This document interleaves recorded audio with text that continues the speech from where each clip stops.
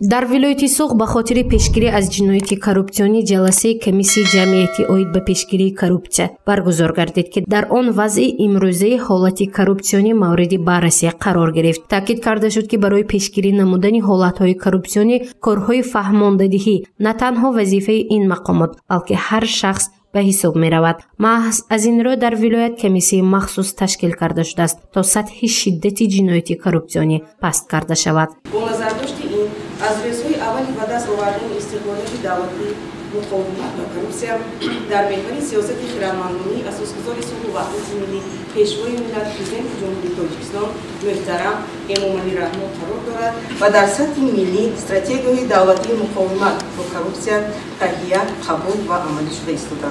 باعث قید است که با فرمان پرزیدنت جمهوری تاجیکستان از 3 август سال 2021 تحت رقم 222 استراتژی دولتی مقاومت با کورپسیا در جمهوری تاجیکستان برای دوره تا سال 2030 و نقشه چاره‌بینی‌های عملی‌سازی استراتژی دولتی مقاومت با کورپسیا در جمهوری تاجیکستان برای دوره تا سال 2030 برای مرحله یکم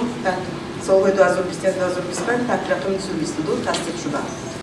таҳлили кормандони раёсати агентии назорати давлати молиявӣ ва мубориза бо коррупсияи ҷумҳурии тоҷикистон дар вилояти Суғ нишон медиҳад, ки дар 6 моҳаи аввали соли 2021 340 адад ҷиноятҳои коррупсионӣ ва иқтисодии хусусияти коррупсионӣ дошта ошкор шудааст. аз ин рақам 25 ҷиноятро 20 нафар кормандони мақомоти иҷроии ҳокимияти давлатии шаҳру ноҳияҳо, 12 ҷиноят нисбати 7 нафар кормандони соҳаи тандурустӣ содир карда шудааст, ки ин ҳолат ташвишовар боқӣ мемонад.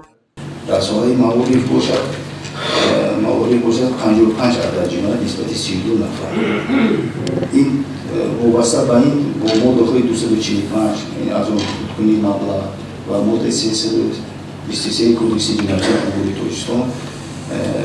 که برای مزدوران پرداخت مزدوران فشار مسائل مشابه حاضرین در روند عملی‌گردانی باید پرینسیپ‌های اساسی استراتژی این قانونیت، افضلیت حقوق و آزادی‌های انسان و شهروند، آشکار بیانی و شفافیت و نظر گرفتن افکار جامعه، اعتراف نمودن کورپسیا همچون خطر اساسی به امنیت ملی جمهوری تاجیکستان و استفاده مجموع چاره‌ها در مقاومت با کورپسیا برای گرفته شود. таҳлилҳои 6 моҳи аввали соли равон нишон медиҳад, ки тамоюли ҷиноятҳои хусусияти коррупсионӣ дошта дар мақомоти иҷроии ҳокимияти давлатии шаҳру ноҳияҳо, соҳаи маориф, тандурустӣ, кумитаи идории замин ва низоми бонкдорӣ зиёд гардидааст. маҳз аз ин рӯ комиссияи ҷамъиятӣ ҷаласаи васеъи худро ташкил намуд, то сабабҳои асосӣ ба ин кирдори номатлуб даст заданро муайян намоянд. ظهورات نامطلوب و برای جامعه خطرناک به حساب رفته، مبارزه بر ضد آن وظیفه اساسی مقامات دولتی، نهادهای جامعه شهروندی و هر یک ساکن کشور میباشد.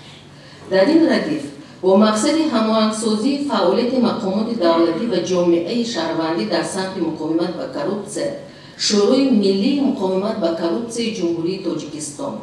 و در محل‌ها در نزد مقامات اجرایی حکومت دولتی ولایت، مقامات اجرایی حکومت دولتی شهر و ناحیه‌های ولایت، کمیسیه‌های جمعیتی اوید به پیشگیری کورپسیا تأسیس داده شدند. ҷаласаи комиссияи ҷамъияти оид ба пешгирии коррупсия дар толори маркази фарҳанги шаҳри Хуҷанд бо иштироки аъзоёни комиссия баргузор гардид. мақсад аз ташкили он саривақт пешгирӣ намудани ҷиноятҳои коррупсионӣ, иқтисодии хусусияти коррупсионӣ дошта ва ҷалби сокинон барои пешгирии